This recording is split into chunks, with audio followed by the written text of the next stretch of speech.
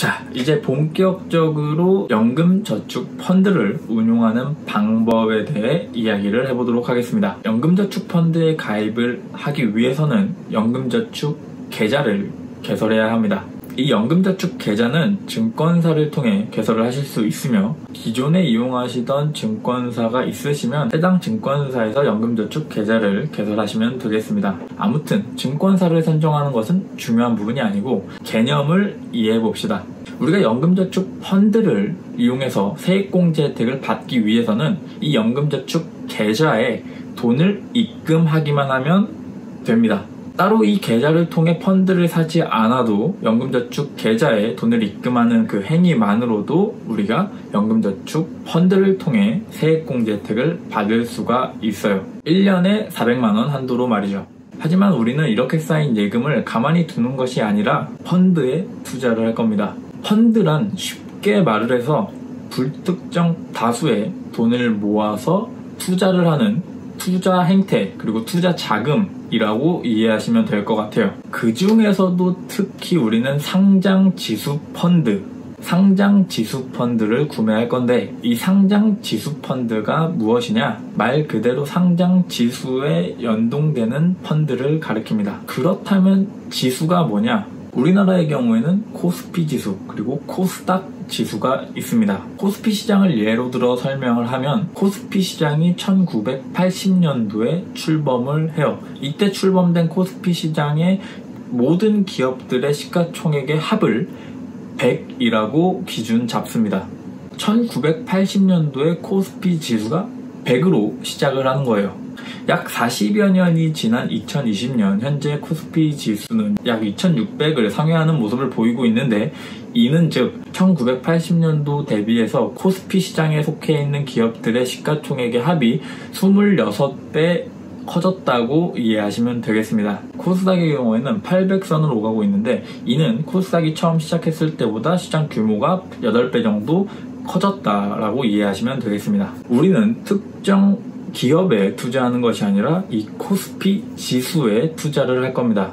이 코스피 지수가 오르내림에 따라 이익을 얻거나 손실을 보는 그런 투자를 할 거예요. 이렇게 지수에 투자하는 첫 번째 이유는 분배 효과를 통한 위험 분산이고, 두 번째는 저렴한 수수료가 되겠습니다. 상장 지수 펀드는 해당 지수에 속해 있는 기업들의 시가총액 비율에 따라 펀드를 구성하면 되기 때문에 다른 어떤 펀드보다도 수수료가 굉장히 저렴합니다. 연금저축 보험을 비추천 드렸던 가장 결정적인 이유 중에 하나가 과도한 사업비, 즉 비싼 수수료라고 말씀을 드렸는데, 이에 반해서 연금저축 펀드는 우리가 살려는 펀드의 수수료가 굉장히 저렴하다라고 이해하시면 될 것 같아요. 단지 수수료만 싼 게 아니라 이렇게 상장 지수 펀드를 이용하게 되면 자동으로 지수에 속해 있는 기업들의 분산 투자하는 효과가 발생하기 때문에 보다 안전한 투자를 하실 수가 있습니다.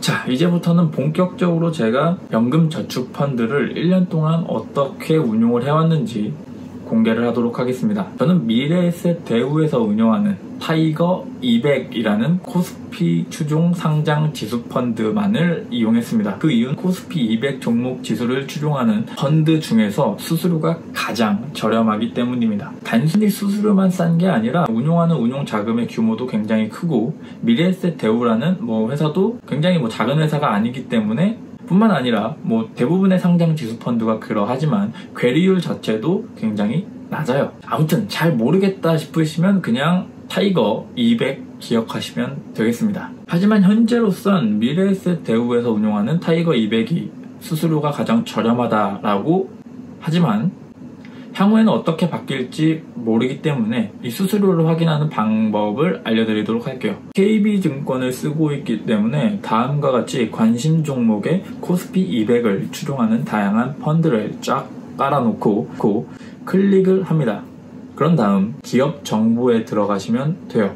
이렇게 기업 정보에 들어가시면 펀드 현황의 TER 보수라고 되어 있는데, 이 TER 보수의 뜻은 Total Expense Ratio, 즉 총 비용 비율을 뜻합니다. TER 보수가 수수료다라고 이해하시면 되겠습니다. 첫째 줄에는 운용사가 나오며 이 코덱스 200 같은 경우에는 삼성 자산운용에서 운용을 하고 TER 보수는 0.16%라고 나옵니다. 천하는 미래에셋 자산운용에서 운용하는 타이거 200은 TER 보수가 0.07이므로 약 2배 정도 수수료가 저렴한 편이라고 할 수 있습니다.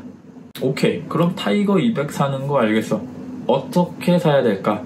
저는 개인적으로 일주일에 한 번 또는 2주에 한 번 아니면 한 달에 한 번 정도 분할해서 매수하는 전략을 추천드립니다.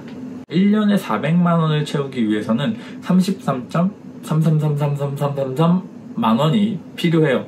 근데 귀찮으니까 저는 한 달에 35만원씩 그냥 연금저축 계좌에 자동이체를 시켜놨습니다.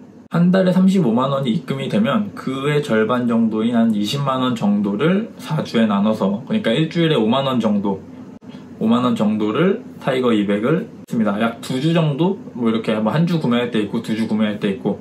근데 이게 일주일 단위로 하기 귀찮다. 그럼 2주 단위로 해서 뭐 20만원어치 구매를 하시면 되고, 그게 귀찮다. 그러면 한 달에 한 번 그냥 20만원어치 구매하셔도 크게 상관이 없을 것 같아요. 절반만 매수하고 나머지는 현금을 갖고 있냐? 그냥 다 사지 라고 하시는 분들이 있을 수도 있는데, 저는 그런 분들에게 현금 보유의 중요성을 말씀드리고 싶어요. 모두가 아시겠지만 올해 주식시장에 대폭락장이 왔습니다. 1200대에서 놀던 코스피 지수는 1400대까지 떨어졌어요. 코로나 사태로 인해서. 지금까지 리만 브라더스, IMF 굉장히 많은 주식시장에 폭락장이 왔었지만 그 결과는 모두 다시 상승하는 모습을 보여줬습니다. 그 말은 뭐냐? 폭락했을 때 사야 돼요. 폭락했을 때 사기 위해서는 현금을 가지고 있어야 합니다. 그래서 연금저축 계좌의 절반 정도는 타이거 200 펀드를 구매를 하고 나머지는 현금을 보유하면서 연일 뉴스에서 주식시장에 폭락장이 왔다. 뭐 내 계좌, 연금저축 펀드 계좌의 수익률이 막 마이너스 10%, 마이너스 20% 이렇게 많이 떨어져 있다. 그때 그 나머지 현금을 가지고 매수를 하시면 되겠습니다. 이렇게 자금을 운용하게 된다면 5년, 10년이 지남에 따라 그 자금 규모가 굉장히 커질 텐데, 마지막이 또 중요해요. 저는 개인적으로 은퇴하기 5년에서 10년 전부터는 그 펀드의 비중을 굉장히 줄이고 수익 실현을 통해 현금 비중을 높이는 전략을 취할 것을 추천드려요. 이렇게 운용을 하게 된다면 적어도 은퇴 시기에 막 진짜 타이밍이 안 좋아서 내가 돈을 빼려고 할 때 대폭락장이 와도 어느 정도 수익 실현을 해왔고 현금 비중이 높아져 있기 때문에 연금저축 펀드를 운용함에 따라 발생하는 손실의 가능성을 굉장히 낮출 수 있다고 저는 생각을 합니다. 자, 이 주가의 오르내림도 있지만 이 상장지수 펀드를 구매하는 행위만으로 배당이 또 나옵니다. 그 배당은 미래에셋 대우에서 저희에게 주는 배당금이 아니라 우리가 구매하라고 줬던 그 펀드 자금을 가지고 코스피에 상장된 기업들의 주식을 얘네가 대신 구매를 하면 코스피에 상장된 기업들의 배당이 여기로 가고 그 배당금을 다시 우리에게 주는 거예요.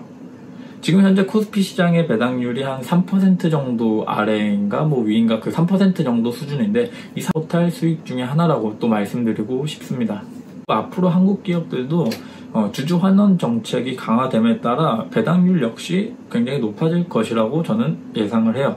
제가 1년 동안 실제로 어떻게 계좌를 운용해 왔는지를 보여드리겠습니다. 올해는 굉장히 특수한 상황이기 때문에 그냥 참고용으로만 보시고 넘어가 주시면 될 것 같아요. 현재 2020년 11월 제가 아까 말씀드린 것처럼 한 달에 35만원씩 넣었으니까 원금은 385만원이 되겠습니다. 현재 계좌의 총 평가 잔액은 430만원대를 나타내고 있고 지금 들고 있는 평가 손익은 약 30만원 정도, 그리고 제가 주식을 사고 팔면서 얻었던 매매 손익은 15만원 정도가 되겠습니다. 그럼 3만원이 비는데 이 3만원은 바로 배당을 통해 들어온 돈이라고 이해하시면 되겠습니다. 바로 분기 배당하는 기업들이 배당해준 거를 저한테 준 거겠죠.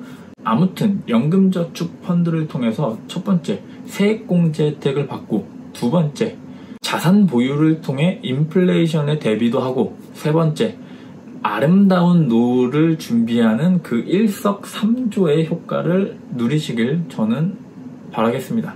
그럼 안녕.